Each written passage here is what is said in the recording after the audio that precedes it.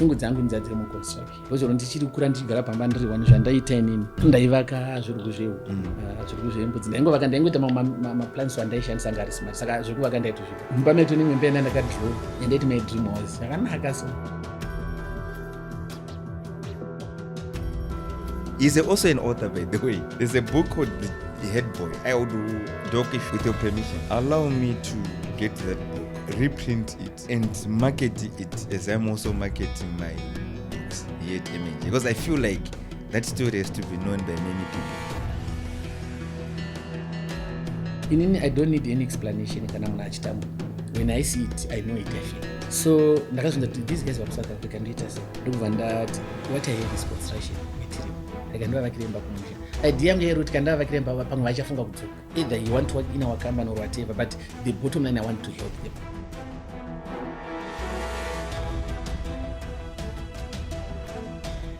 Greetings, my good people. My name is Jerry Nyazungu, the chartered vendor. This is a program called Ask Jerry, the chartered vendor. This is a podcast where we discuss business, we discuss everything entrepreneurship, and everything to do with sales in our home country and our home continent, Africa. So today I'm super excited, very excited, because I'm joined by my brother, and he's also a doctor, and he's also known as the HerdBoy. He's also the CEO of Bamlo Group. His name is Dr Marambire. And by the way, right now, people might actually know him as the man behind the Nyati family. Welcome, my brother. Thank you very much, Mr. Jerry. Thank you for having me. That's good. So, long time. This guy is very difficult to reach out to, but he's my brother. We've been together, I think, since 2017, thereabouts. Yeah, and even if you see MNJ, it's 2016. Yeah. If you see MNJ, just know that Dr. Marambire has got a hand. And everything which he touches turns into gold. And if you see Bamlo, also there's Mr. Jerry's hand. Especially the times you would drive all the way exactly exactly donate our accounts, my annual general meeting, and the arguments, the heated arguments in the room. Exactly. You don't compromise on accounts. Yeah, that's okay. So thank you. So if I may know, this man, I know him, but I want for the viewers, he's also an author, by the way. There's a book called The HerdBoy. I would talk if with your permission. Yes. Allow me to get that book. Yes, sir. Reprint it. Yes, sir. And market it as I'm also marketing my books here at MNJ. Because I feel like that story has to be known by many people. Yes, sir. I would be gladly going to do that. Aningafara because ibook ratisina kwasa kutengesa. Zvaraifana kunge rakaita and kwatiri kuti ibhuku we look at it as a life manual because it's based on a true story. Exactly. Saka nyaya iri based on the true story, names in the book are real, names of places, events and everything. It's something that people can testify with. Saka I will be very gladly to release your platform because the main purpose of that book is to educate others, especially where vari panguva yakaoma ari kufunga kuti haina ndisisina zvakatooma ari kufunga kuti maybe ni zvangu zvakatoramba. That book is there to tell you to know your situation or your background should not define your future. Kana the HerdBoy akanga ari nherera at 13 years. Exactly. Akarwara chirwere chekwashoka, chirwere chinorwara nemainfant. That's a great sign of poverty. That's the great sign of poverty. You know, Mr. Jerry, ndakaenda kuchipatara inji ndiri kunorapwa. Ndikazvazvakanzino wasu kurwara inzara kuda chikafu ndikapuwa beans dzanziri soya beans tiri 2.5 after round same kuti 2.5 ne 2 liters yemafuta zvakanzi ndo zvauri kuda usi kurwara ndikanobika ipo mamuri kupi manje but then ndiri kumusha kupi kwachivi kumasvingo because what happened is also after my parents died pachishona kunoitwa masara pavanhu saka my brothers nema siblings akatorwa nedzimwe hama in up to this day handisi kuziva kuti waini ndakasiyiwa pamba padeni 13 years ndiri kuita form 1. Vamwe vese vakanzi utatora ndakambosara kanchiti hauda pamwe nishandiyawo nchitorwawo chaona kandikatozona kuti hapana saka ndakutohadhira panapa and so mamuri 1 I was at the age alone. of 13. For how long? Until I finished form 4, even though pakatapa pane mukoma akambozorora tikagara namai guru few months, mukoma vakati havashadi, ndikasara ndega futi. Saka it was just a series, and I get used to depend on myself. Then when you finish form 4, chichakazoitika? Ndakanopedza form 4. Bamlo izouya iyi. No, ndakanopedza form 4, situation was bad. Unoona unenge wati kure waukachijaya pichana. Hembe dzawaipfeka kwadzichakwani, boots hadzichakwani, even unenge une wanipe, zvose izvo zvinonyashamisira. Saka there's a time unotarisa pane varipo vari padhuze. Vanochifungidzira kuti vangangokubatsira. But utonati hapana. Muri weMillionaire? Ndafunga kuti kuendera mberi nechikoro hapana. Saka mari dzose asati atobuda ka, indatanga kutongwavangwava. Ndautotenga chibage mairrigation chinotengesa. Nzungu ndichikanga chinotengesa, because handasina kuona light yekuendera mberi nechikoro. Ndimwe mudharawo watinoti pamunini achibva anitora, ndobva vachita honde yemindi akapa vachinotema kumabhurama ndanotemawo. Rubva wachikoro ini ndiri mudiki muklasi medu I was the shortest and slim. Ndakatsonga maticha edu chikaondirova. But pane picture yamune makarova kakepi soka pane picture iripo saka wakufunga kuti the young mufudzi ngombe at that physique hawakuenda kunotema. But you know what, I grilled. Ndakangosvika ndozviripo and ndakatema maoko atanga achiita muni. Zvatakaita tatiri nemwe mufana ainzi Wilson Zendera aizikamwa nekutamba bhora. Saka takaenda tiri tu iye anga ane physique. Saka umwe nomwe akapiwa pake. I'm sure mudhara vaitongwa kuti vachaona kwemufano harijaindi apa ndakafamba Mr. Chere ndakanyatsokurova minda zvondakati ndandava GCB. Yes. So apa ndopa makafudza mombe makazofudza kupa? No, actually what happened, kufangwa takaenda kunotema kwakusina mombe. Saka patakaenda kuChristmas, bosi tangu tipedza kunyora muna November ka, tibva tatenda muna December yamo, patakadzoka kuChristmas. Honestly, basa racho raitirwadzi. Saka ndakafunga kuti again but there's something bad. Saka kamari kandakatambira kuya ndokakaya kachikoni nebhizi kutenga nzungu nchitengesa, chitenga mabagwe nchitengesa, green maize. And let me tell you, team rekumaraini rozviziva izvizvi. Ndositi ndikasvika they laugh at me. Ndaenda ndakatakura dishi rangu rine nzungu pamusoro nekapu yekupimisa netumapisi twemanewspaper tokuita cone shape uchitengesera. Ukatora ko hani bozi angana akaita mazimonya aiti uchidarika ubva anokora but wakazopesona kuti hazviiti. I would fight. So zvadaro season yemafurutsa yakapera, and then ndakaita zvokutongonzwa kuti no kuBotswana kune mabasa ari nani. Kuna na mdhara na ani. That's 2000, same year. 2000 zvisezvokuitika 2000 because ndonyika paingatenga futi kuoma. Yeah, zvinhu zvakutanga futi kuenda kuside. A lot was happening. And ndakaenda kunotora passport. Ndatora passport. Muso kunotora passport wacho muso yakabuda. Ndine kamari kangu ndaiseva. I remember ndine 1 bepa rekg yesugar yari. Ndimana ndakaisa mari nepassport yanga ndaratora. Uchingobva vanogara kumasvingo vanoriziva. Uchinda nekuchimusana bridge. Pane timu rariti ukatamba tsoro. Saka ndakasvika pendo kuna pane munhukadzi angabereka mwana. Akatotamba akawina pandakangosvika ndakati asa again multiply mari yangu unayo nyaya yekuda yemaentrpreneurship yekuda kuda kuwedzera. Mr. Jerry ndakangobhecha $20 ndaiva nayo. Chakatambiswa ndisati ndambobata zvikanzi dzo watodza. Saka ndakachema vanhu vakatidzosera mwana anobva vatiza zvikavhara. Apa ndiyo yanga iri mari yekukwirisa bhazi kudzokera kumusha 40 kilometers kubva mutown kuenda kwaBhati. But nespirit yandinayo kuti I don't give up. Ndakaita ndakabva ndatokalkuleta kuti time ndikatanga kufamba ndinosvika. Maybe padzonosvika kuma-12 midnight kama ndasvika. Saka ndichitofamba ndakuchita divert my way, I heard someone calling my name. Unozati Mwari mashandira ndatazo. Exactly. This girl takadzita tosova grade 1. Tichingopedza form 4 iye achiroorwa injina unotema minda. Akaroorwa nemufesi akaishanda kuderipo. Tanzwa munhu ascreama bani. Ndakucheka ndaona kuti shindikiyo. Anonzi maibule. Anonzi ndakawa kupfava. But nekuda kwepride nekunyara ndamudza zvaitika. Zvanzi uri kuendepi? Ndakutodzokera kumusha. Zvanzi munokwirira hayi ndonokwirira kurengika.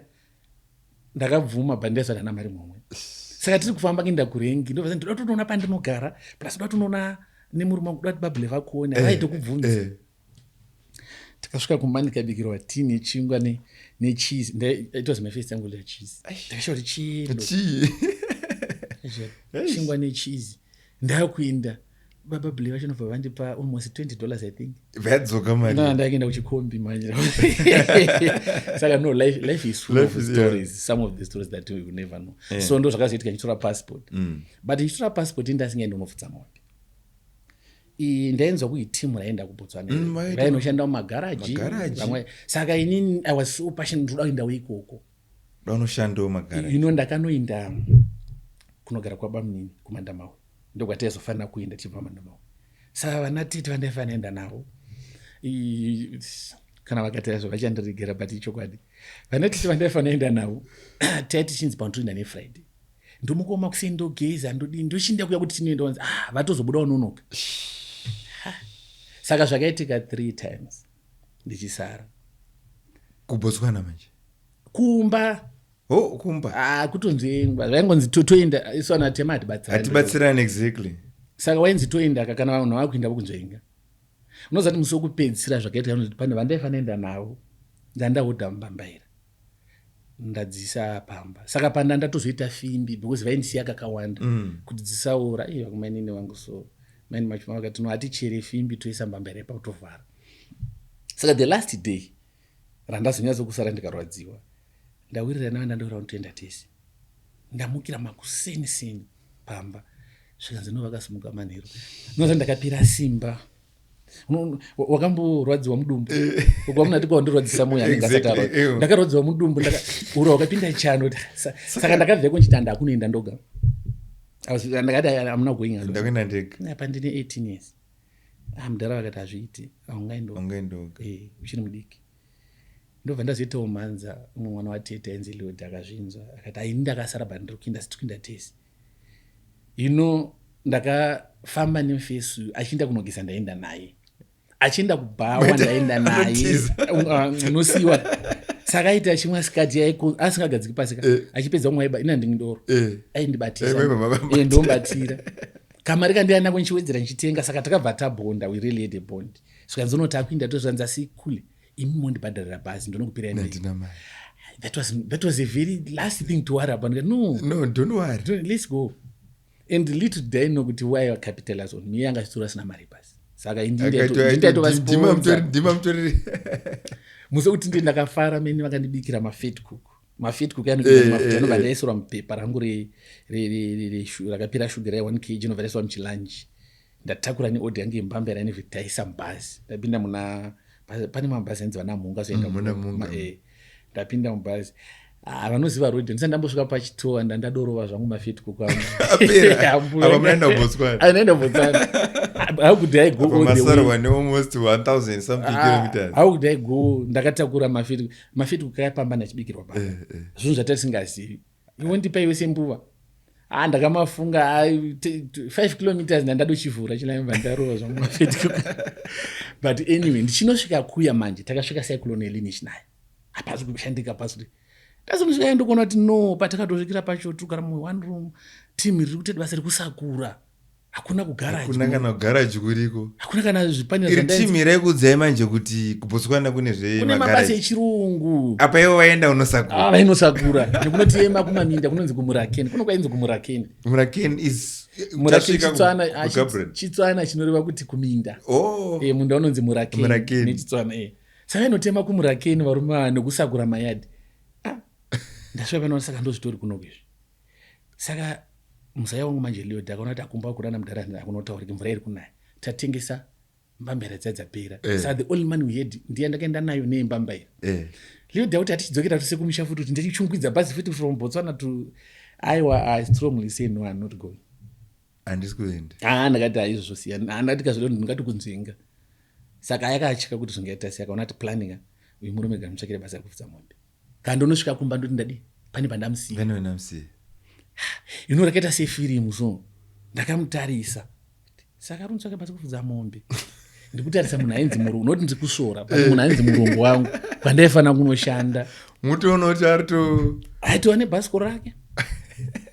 So I assessed and analyzed kuti ndisati ndoga ndigone chirudzi kuna ndikuzivi. Exactly. and as I said, I was very slim and short. Ndo pandanda kutanga kureba matrousers anenge akushota akasvika pa mutsapfu unoda kuti uchitenga dzimwe hembe dzo. Saka ndo pandakasiwa kunorisa mombe. Ndakanosvika pamupandairisa mombe ndine shungu. Unoziva kuti nengu neshungu dziya dzokuti munhu akangokumhorosa ukada kudavira unochema. Chest yange yakazara zvokuti bozi ndakati asina Mwari chaichakuini ndakaponya kutadzi. Mhosva yangu ndeye. Yeah, very sorry. Saka mombe dzacho makazodzifudza how long? Ndakasvika paya ndikanaliza situation ndikatanga kutona ndo zvatova. Ndozvitoripo. First day nchienda kumombe ndarava nemombe mabrahman chete. Aito chimavhura so chaita kumanya. Ndasvika kuminda kwaya ndofudza ndiri wanobva ndasangana nerimwe team rinembwa matswana veko kumanja. Vasvika paya vandiinterrogate. Funny enough, these people ended up to be more like family. That's good. 10 years after, Serious? they came to my wedding. Serious? Tom and Muchuti related na us. We talk. We are great friends. We are more like family. Pakatosheka gogo wavo. I think that was 20 before COVID. Ndakatoenda kufuneral ya gogo wavo because they end up being family. But musata sangana manje. Ongwari. Vane dutu rembwa zvikanzi uri kutsvake handisi kuziva kana language umangwena khatiki wena man uiraingo. Everything was very tough. So anyway, ndakasenza apa pandetembera marande anchatauri mafiga but it was very small. Ndibva ndazowana somewhere kunorisa mombe futi where I stayed. Those people they are more like my parents. I would actually when I'm in Botswana they are my parents. Pandakalonja buku rangu rakalonjwa kubotswana ndisipo vakatestify. I looked at their testimony avasva vakataura. I was touched kuti sometimes Mwari anosanganisa vanhu for a reason. So I don't have much rose, nice goodies, birthday parties that I experienced when I was growing. For me it was one stone after another. Wapedza chikoro zviri kurwadza, waenda kuminda kunotema zviri kurwadza, wadzoka. Ndakatoita challenge futi kuti pane mumwe mukadzi mukuru wangu akasingandifari pamba. Ndakatozoita nditize pamba. It was hard. Saka unenge uchiita semudzanga wefoje wakarumwa. So I ended up being this person angari so lonely. So kuti I feel like the world is just rejecting me because kuhama I will not, but kanonoka kusiya kavanya vatongo kusiya. And zvakandipa simba rekushanda. So kuti I would be justified. Then ndakapinda mumadrugs. Kada ndakatanga kupa. I would be justified. I see something in me keep on telling me that one day I'm going to be a great person. Saka tiri kumombe tichifudza mombe paya tikambogara tiita nyaya edha dzebhora. I was not much to say because ndasina exposure. Chandaingokwanisa kuti ndikaona mukana wokutaura kuti ini ndikakura vakomana ndichaita kambani yangu, ndichatenga mota dzakawanda. Hapana kambani yacho. Hapana vision yavana kutaura kuti ayo nyarara iwe. There's another guy anchatauri mazita aripo ndozigara chimwedzera nyaya akati iwe shamwari nyaya dzakutaneta nadzo chazopera takura kumbe kuro munhu kana kuzoresa munhu iwe kwana tikazokuona pa TV kana pa newspaper unenge uri wanted criminal unofunga kuti unoita company kupiwo but look at where you are. In my heart by then I really loved. Ndakaseka mngauti hadzizi the conviction yekuti I was going to make something. I don't know kuti changa chiri behind me. Kwandaifudza mombe vaitengesa papa neshabini. Saka vanhu vaiuya kuzomwa doro paitaigere kuti ngetanya nichivaudza. Another guy chita iwe kuti a good dream. Ndakanga mazita rake that guy in Botswana. Motivating. Aingobelieve zvinogona kuita. Wanomotivate wachimunhu adhakwa chimwe chachipu kunenge awokosvanza but une point. One thing pandakatanga kunorisa musho kutanga ndakanokirita garden ndikaita mavegetables ndakatanga kutotengesa. Pandakaenda pa second home takanorevive tuck shop yaivapo takairima mabeetroots makero. Saka vanhu vaivashoti kochi ndikavadzidzisa kuita peanut butter tenga nzungu tichikuya tichitswa. Saka zvinhu zvandaita honestly it was more like innovative. Pega ipo pandaisvika ndaisiya pane a source of income and anjibva ndazoona kuti hazvo ndakugona chirudzi chama wachigona shungu dzangu ndidzadziri muconstruction ndozvino ndichiri kura ndichigara pamba ndiri wani zvandaita inini achizogara kachi okay zvandaita inini ndiri pamba ndaivaka zvirugu zvehuku zvirugu zvembudzi ndaingoita maplans andaishandisa ngari smart saka zvekuvaka ndaitozvida mumba medu nimwe imba ndakadhirowa yandaiti my dream house yakanaka so Serious? and now I got in upstairs It's got a beautiful house in Masvingo. I think so indona zoti kana tichikura zvimwe zvinhu zvinozoita house number 1 kaMasvingo ya zvimwe zvinhu zvinozozadzikiswa ka I believe life begins in the mind and the spirit.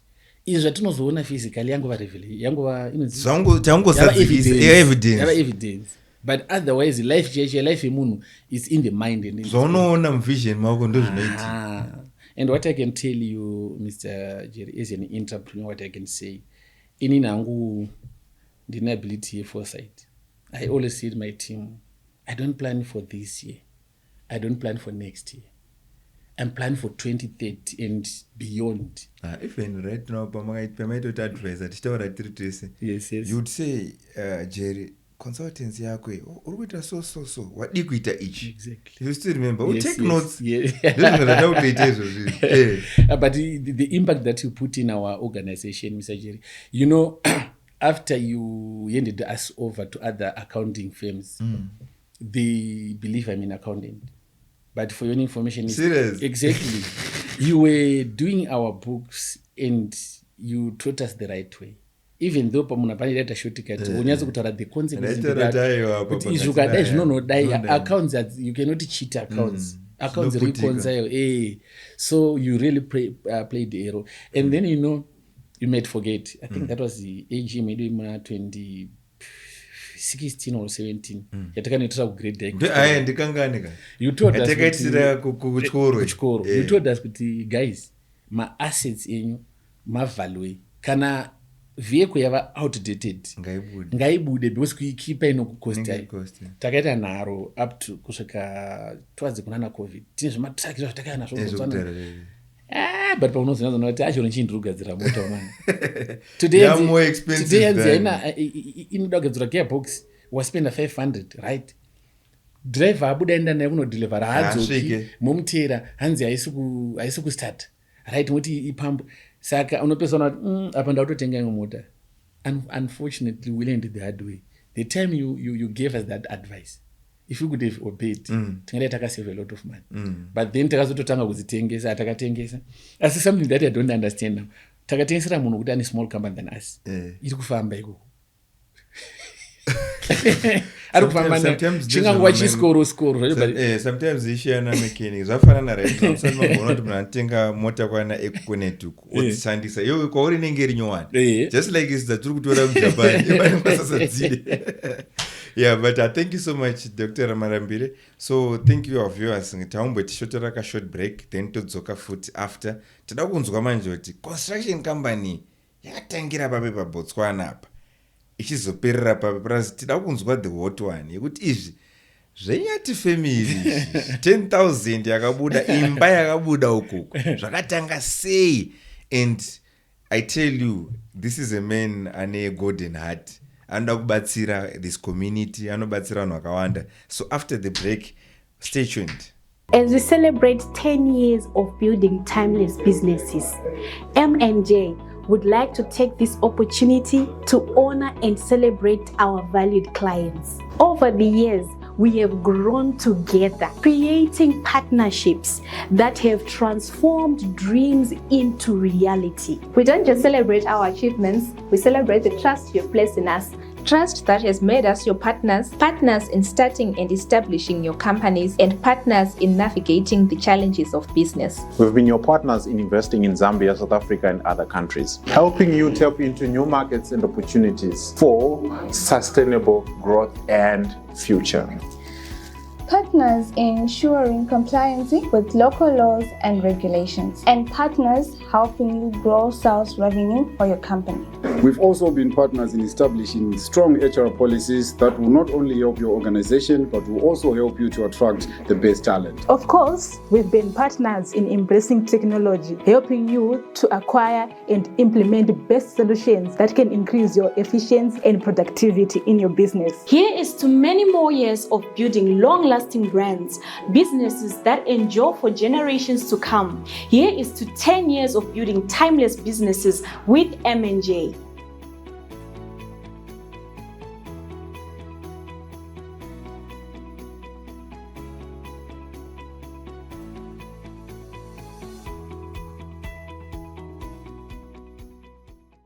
Welcome back, our viewers and our listeners. Maita basa ndimunokurudzira kuti show yedu irambe ichienderera mberi. So today ndiri kuhanga out na Dr Marambire, the CEO of Bamlo, is the author of the HerdBoy.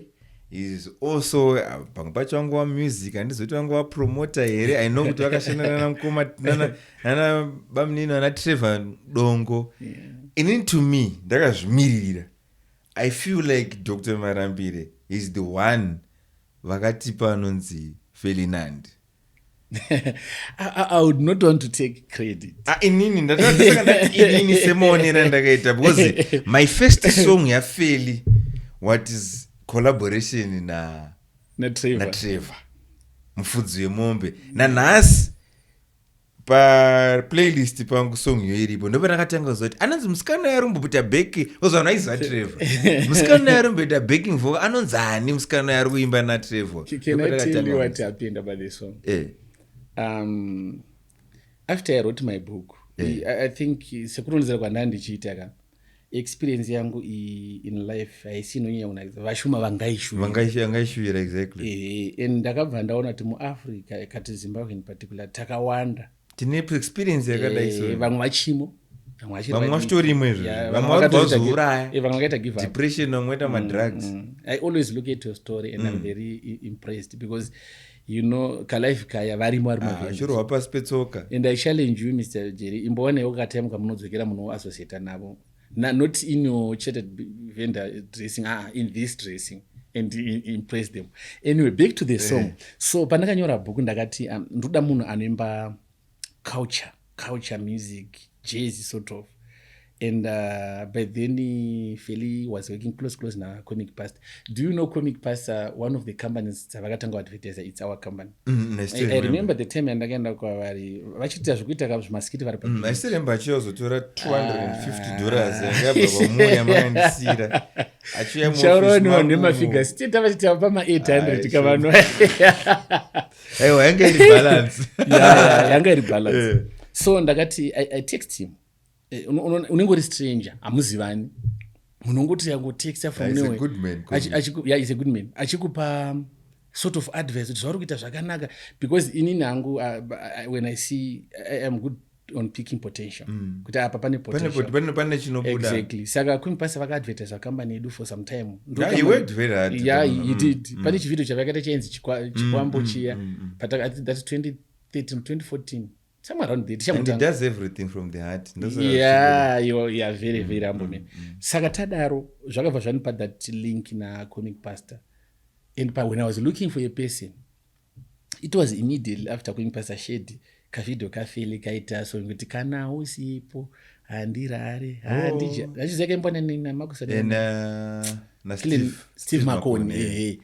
Saka ndokubva ndati this person ane voice anogona kuimba but hapana munhu ese angachi ane voice sanobva ndati una kumpasa can you give ndakazokumbira Nigel ndipo namba dza Sleep Past ndipo namba dzafeli ndokubva ndapo namba dzafeli ndobva ndambata zvanzi mukoma in chokwadi ame backing vocal wambiwa so kamiti nditi a song I don't know but I can try that you know what you are going to be one of the greatest female artists in Zimbabwe. She said, I'm koma kutudaro. I said, yes. And then with Trevor, we came a long way. I know. If I can tell you, you know, there are a lot of brands, vanzaona dziri kunzoko, dzavasinga zvi dzakatanga sei. Taura na Trevor, I think back in 2012, ndakati Trevor, ndoda kuti ite brand yehembe. And we named it TD. TD, tiita ma-t-shirts nema-shirts. If I'm correct, I'm the one who facilitated to design branding yacho. But anyway, we're working together as a team. Idea yangu kuti abatanze music ne-business. So patakafunga nyaya yesong, of course ndakati I got an artist who is more like Jay-Z. Now there's no way I can do anything music without Trevor Mngadi, because he's a close brother. Saka anything to do with music, sometimes he would come and do for free. Say I wamkoma ndezvekumbaizvo uyachita. Saka ndo mawira akaita then tukumudaka musi wa 20 November. Okay. The way to MNJ irusvika 20 years. 10 years. 10 November. Saka tukucelebrate by Rainbow. Please. Saka tingada mugoma Trevor even wakauya even good. Shambotsia timbovabatanza vakaenda feel wozopifuma song mufudze mombe together. But anyway, saka ndo zvakaitika pa song ndoda batanza song book the story. I really the idea was to put my story in a book and then the song became and it shatter movie. Documentary is now in place. Yeah, okay, good. We are working on a documentary. After documentary, just a proper movie. The idea is to try to keep on giving back to the community. Yes, and giving hope. Nyaya iripa hope. Because even nokanzwa song yamfudze yemombe so unotanzwa wega uchiti but pandiri panapa ndogona kupfuura. Saka song iyono zati akatanga tumbidwa neteam repa Pit House. I've got a friend anoshanda kwanodzisa music. Saka ndiye wandakapa. I was so specific because ndine mabeats ndane zvinhu zvese aiwa ndoda kuita song ndoda valley ndoda this saka vakandiitira song bandikaona budi ndingamuzati aimbomira ndakuenda kuna mukoma Trevor nova ndaenda kuna Feli. Saka ndibva ndati Trevor, there's this girl andoda kuti aite song ndati musimwimbe meso ungakwanisa here zvikanzi mukoma imimi mukaine anything chero mukati ndimene munhu asina voice, what do you call it, andisuda kuti vana vagozoti ndati zvautaura isitoti mbeveve matsi ndizvozvo munhu anedisa asi chiro mukaide matsi mukati ndimbene isina voice ndongoimba ndakati Trevor alright anyway we joked and then tibva taita ndibva ndabatawo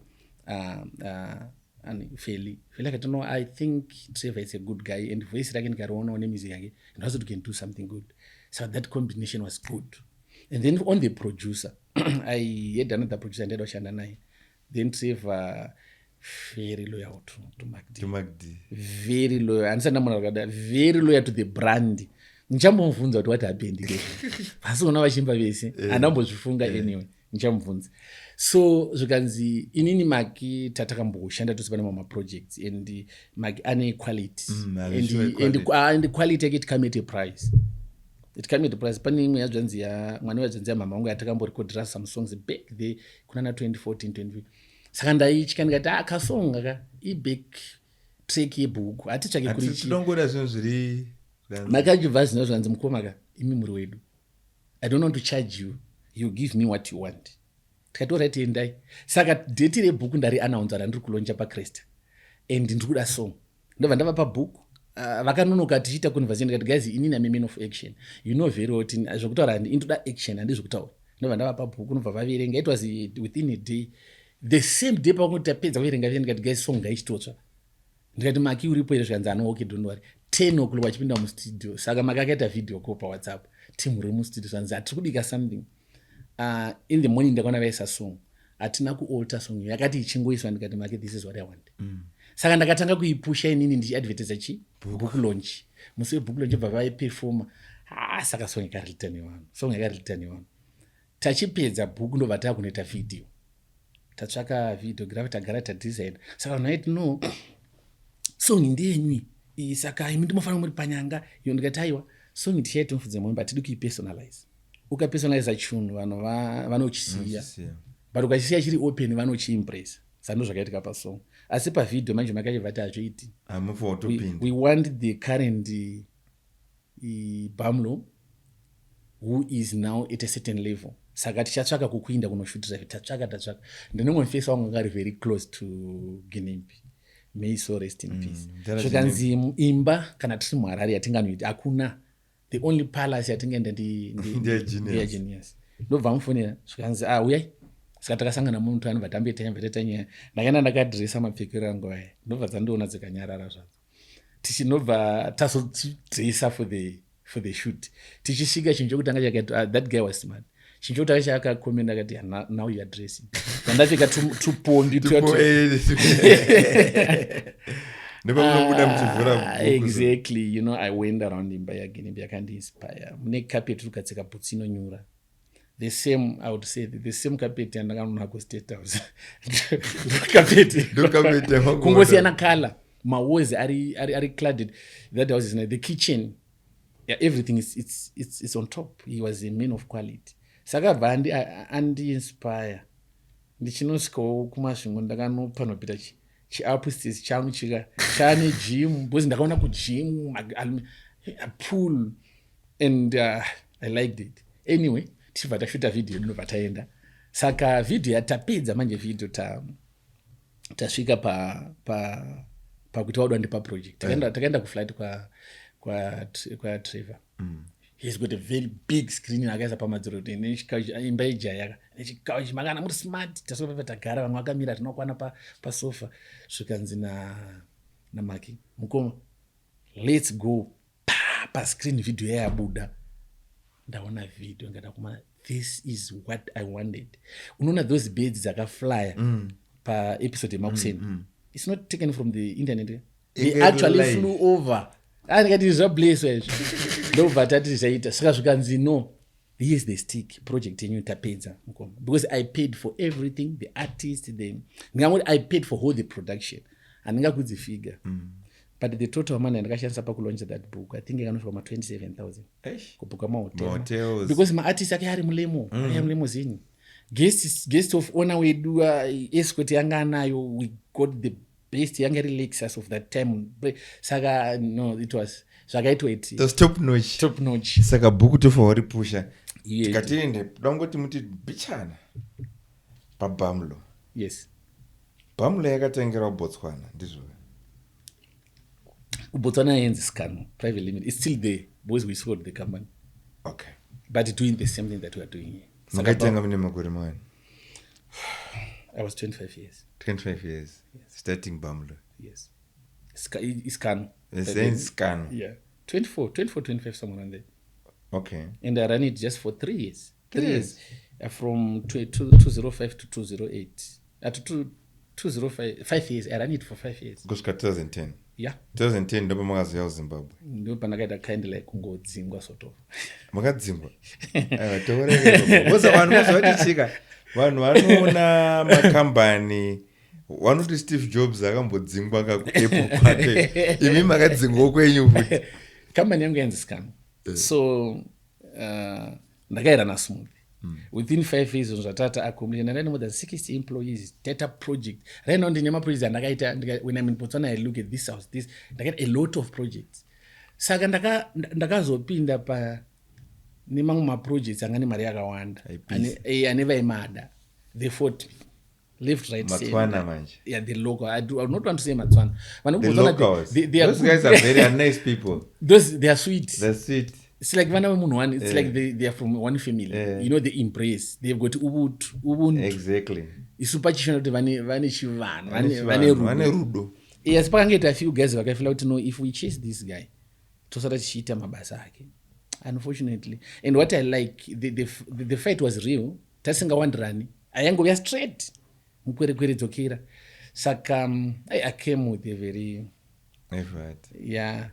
So unoza ndakabva ndati when I try to do something pachine sichoda kusumuka so chobva chakatwa ndakatombozvibvunza saka is it a case vari vanhu vakawanda vanozvivano experience and my experience kuti ndikuti kama ndakuchirelax ndane checkbook ndakutengawo mota ndakuti ndikasvikawo anyway ndinotonzi unopuwa chair and company endobvunziga and ndikuya kuno kuZimbabwe 20 kwepisa ka 2010 ndoko kubabhota pa kumabond maibera checks but kunzi kwainetsa magetsi akuna production akuna vanhu vari kutotiza kuno kwachienda. You know, that was hard because I suffered and ndakuziva kuti ndikutosuffer depression because pandakapiwa maprits ekurara ndakaita almost burning bhandi rekuti unotsvaka musana. It's mild stroke chair because this year right ndasingachaifeel zvazvo indakangoshinga tiri kuita because I was trying to fight, you are trying to balance in family, and ndane family, I was now married une vana, and you are varume zvatinoenda varume, we go through something hard and atitaure saka pamwe my wife had to not, hey man, what is going on, do you know takasvika pakutozodzoka final kuti takudzoka midhom asingazivi ndoyandotorwa nemapurisa pamba ndikunointerrogatiwa kwangu waendepi no andikugadziriswa ndikumhanyamanya unoziva kuti uri kudzoka ka wakamboti wakarara usiku uno unopepuka ana echirova kuma1 wobva washayiwa hopeka zvekuti ndinoona kuti kurara hakuiti beta ndigare pasi. That's what I went through. We go through a lot and I ended up coming here, but my pastor vakanditi don't fight this. Ukoko ndava at a certain level where I could interact with politicians, people of big names. I cannot mention them, but the minister, Angari minister, we water and energy. I built this father's house. This is how I was. Quite big CEOs. I work hard. There's another big shot. I ended up running the supervisor baker, like in my newspaper distributor. You know, I was now in that. That was a bar. No, vandadzoka kuno zvandakaita ndakasiya my family kubotswana musi wa 31 May. Before 31 May chivandi yakuzoregister company. Now that's the birth of Bamlo. It's Bamlo Investments. It's not a Bamlo Investments. Bamlo Construction is now a number of companies. My neck. Plus, remember that was now your advice. Bamlo Construction. Bamlo Construction. Exactly. Apaka riswa zvichipisa. Iri audit yezimu yanga yauya vakomana patavaka zvinhu zvisina kusa taitiwa audit bhiri rabuda apo tikati saka singazotopatsanura anyway ndo pakabuda Bamlo Construction. So 31st of May 2011 ndo patakatanga kupata muZimbabwe. Koreno inonongani Bamlo? Yeah, of course construction no it fluctuated. There's a time atakamborecha 500. Yes. There's a time currently I think they were around 168. That's good. It's and we have been recognized. Bamlo Construction ita zvakawanda. I think since 2013. Takaita ka tactic edu. But do you know why I like your company? Don't mention anything. Tell me. To me, I still when I sit down, even I'm writing my book, because ndrunyora book rinonzi why companies fail in Africa. Okay. So nditori ne section and not what imimi you made it. Whilst your head office was in Berengwa. So to me, it was always a mystery. How can someone who is going to head office, how can someone have a head office in Berengwa and cause my sleepless nights? No, I'm a village-oriented person. Indoda kune vanhu vandinorelate navo. Kunofungidzira nzakuite. And vanhu ivavo varurama life yandinoziva. Saka I deliberately established the headquarter ikoko where I can see the communities in the villages and give employment. Kana kuti kumbira takapa employment kuvanhu vakawanda. We participate in giving back to the community. Because I still remember my general manager and all of them were coming from. We are addressing from Berengwa. We are addressing the whole of my project from Berengwa, which is developing now. And again, and they are not developers. Was even trust your magaza. I still remember. Imimi ndima katanga kuisa buildings shinuka paya. Exactly. And did you notice how many buildings started? People started having confidence in Berengwa. Do you know how it come about? Ndakaenda kuMberengwa ndichida kunoita mining. Saka ndakaita like kuti one day ndakasangana kansela ndati kansela in potential ndakabva ndaiona. As I said, I saw 2020 Berengwa in 2020 when we were back there in 2011 zvese zvendakazviona ndochokwadi yechecho because ndichiestablisha brickyard nehardware my colleagues vaindiseka iti tabhawa nehembe ndakazoona kuti potential apa this growth plan to me it was a mystery. Yes. Saka ndandiri kuti my first interview neZTV ndakaya kunokuvara zvikanzwira ndakati ndiri busy zvamangoitawo ne almost 3 months ndidza kuita but ndini share time.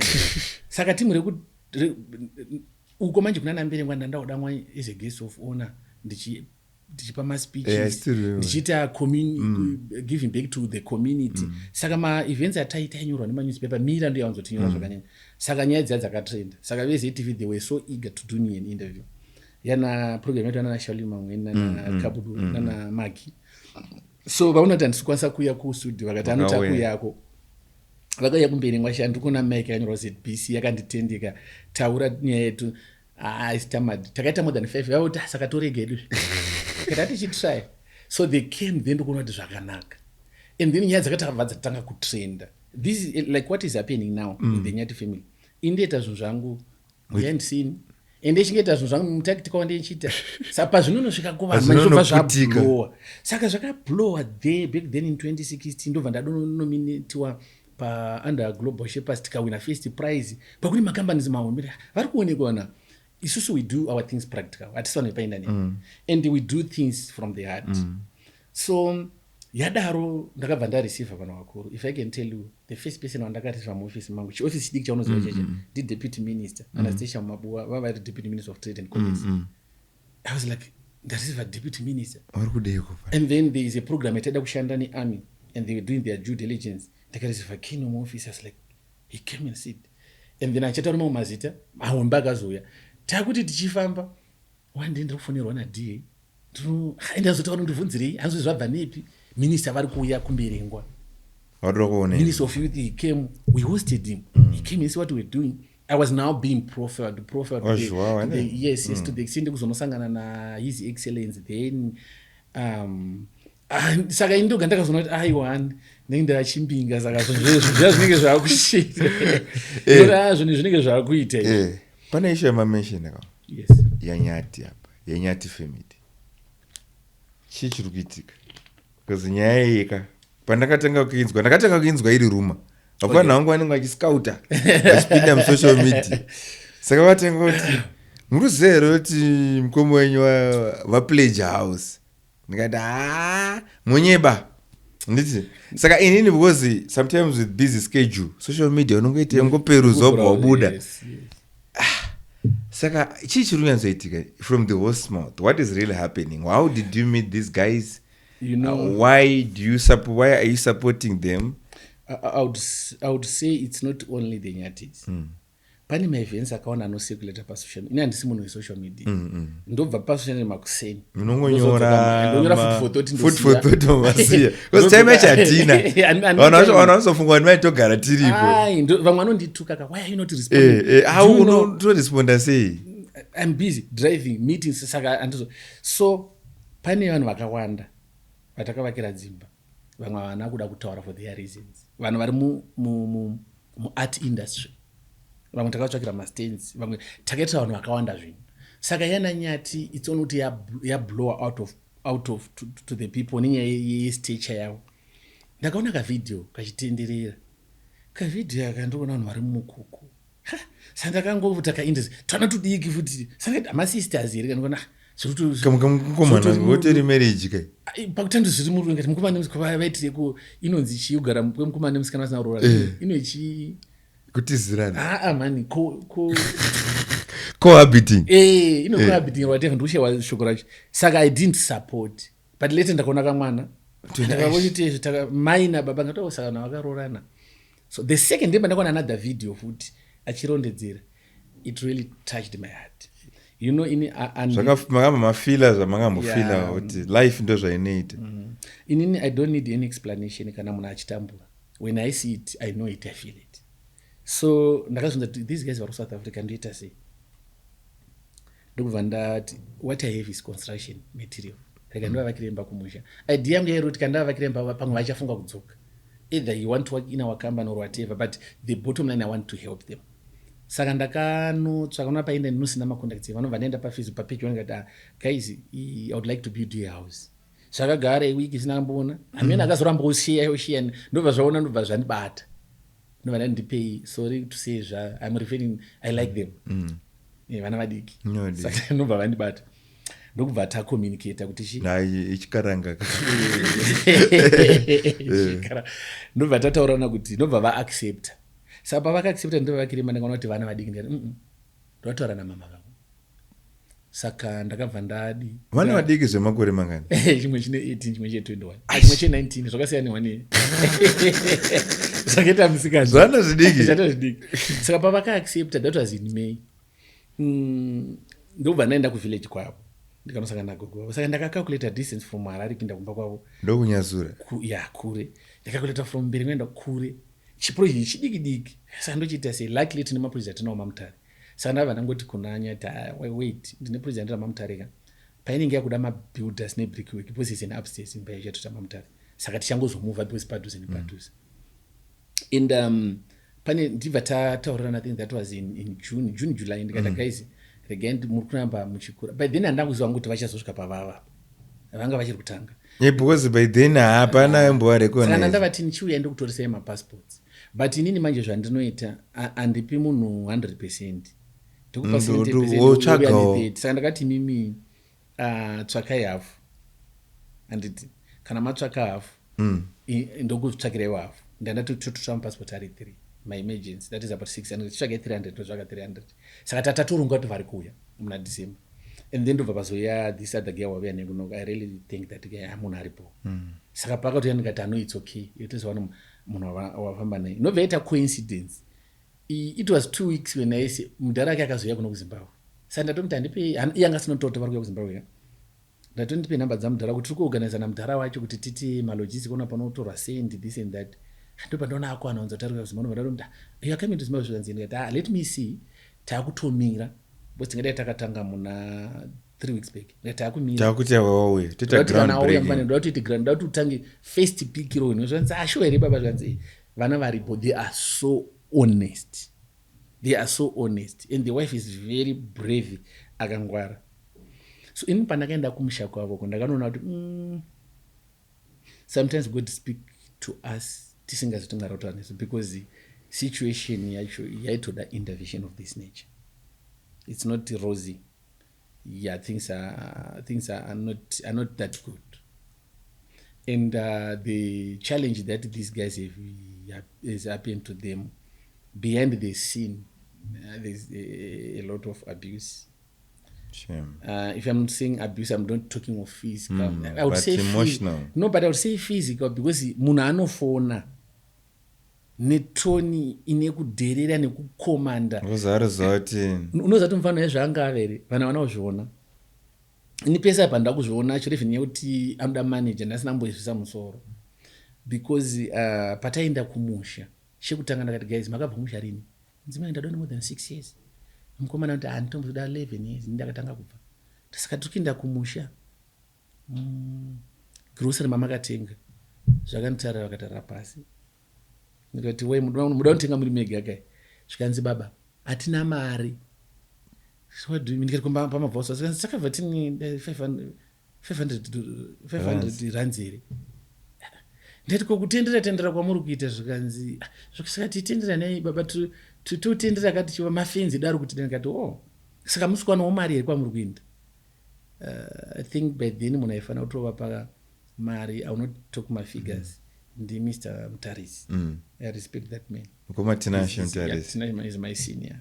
I always call him. Unfortunately, he doesn't respond all the time. Adaire zvokumhanya. Titofonero koma Tinashe kabatika imi. Tikataura pafoni. Koma Tinashe Mutaris batika. Ndakati mukoma ndine seminar ndiri kuita zvandada kuvhunza zvanzi right no I will call you.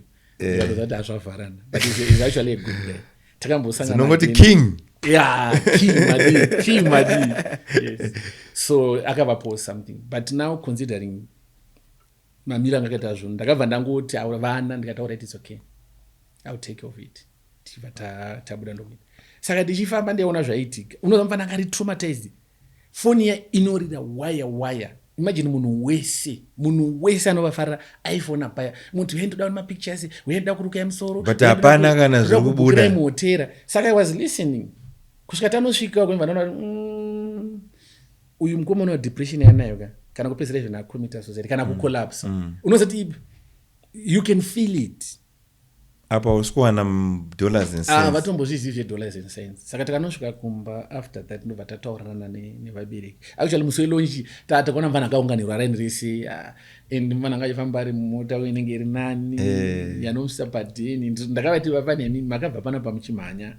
Especially you the wife uchinda kunorohwa chi saka makasinga kabeg. How do you feel now muchinda muri this executive ka zvakasmaila and they were so happy. Exactly. And then we relate in a way kuti it was like we grew up together because we are from the same background. Saka ndakaramba njifunga kuti vafana vanda vabatsirwa. Tasvika kumboko ndakubva takaita kameeting and ndikanzoona kuti apa pakasabatsirwa kavananga imbiri yefacebook zvainoita inopera. You can go 1 month 2 months uchipisa uchirira na team repende ndrokangamwazve the move on izvichita ko yawo mwana zvimwe zvaitawo mukatopesa ndikati let us capitalize ndikati kuna mudhara vanoda manager zvanzi chito manager ivana baba because izvozvo nditi father uyu muroora it's my son all along they've been told kuti tsvakai manager vasingadi niye kuti vanhu maindira vaita ikoko they were not comfortable. Saka on this one we were seated in the room dining hall vese zvikanzi some ndara kuti mozviona sei vese zvikanzi tura tifadza vati manager tikati ini handisi ndizvo kumanager zvikanzi so far what have shown to us 2 days that it is 1 day ratasira tesika you are a father to us and you are a father saka can you manage ngati all right is fine ini zvandakatura ndakabva that these guys I'm going to manage them as a product, as a brand, out of a business. This is on the business content and I don't know anything content but takuda ma contracts. Yes, takuda kuita MNJ da kueda ku advertiser through you. Ndakasava takadzoka muno muHarare on a Sunday alone ndakasava ndikapusha a 3-figure bill.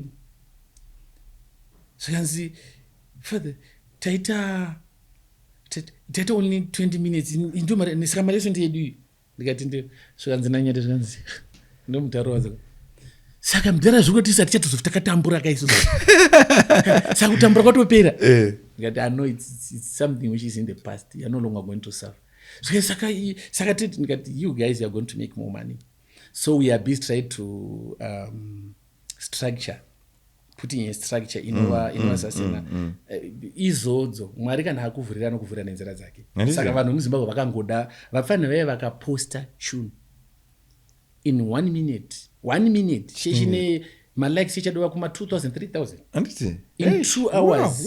In 2 hours vanorecha 20k macomments avo ndakashota vanhu vanonyora sei I want vanhu vazonga vambotiudza guys ngavambodza kuti in 10 minutes how can 3000 to 4000 people comment? Anenge wakatogarira ipapo in 3 comments kuti usvika foni izvo zvainoita manje ngoti haibatiki inichitopisa ingaitopisa.